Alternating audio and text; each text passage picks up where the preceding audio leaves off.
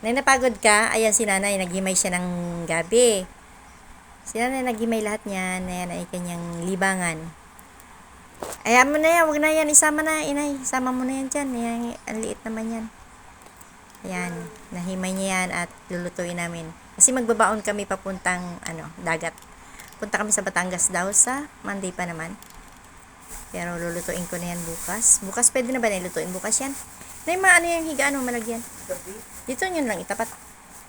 Sa gabi ba raw? Lunes kasi kami alis. Bukas naman ay Sabado na, di ba? Yan, lulutuin na namin yan. Tapos, ewan ko kung matutuloy kami magluto ng suman. Wala pa kami malagkit at wala pa kaming gata. Maganda yung maganda yung merong baon. Hindi ka na napagod? Ang busangot ni nanay. Yan, niligpit na lang niya yung dahon. Yung pinaghimayan. Ang dami niyan. Yan ay bigay ng aming ate at ng kapatid ko.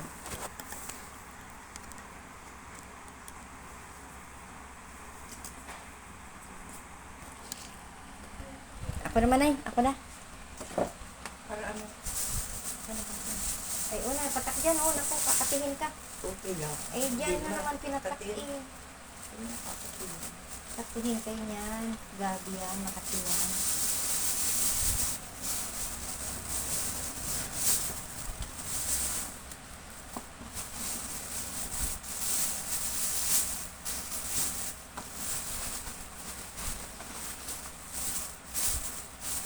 Para lang kunti ano. May. Dami yan. Sarap.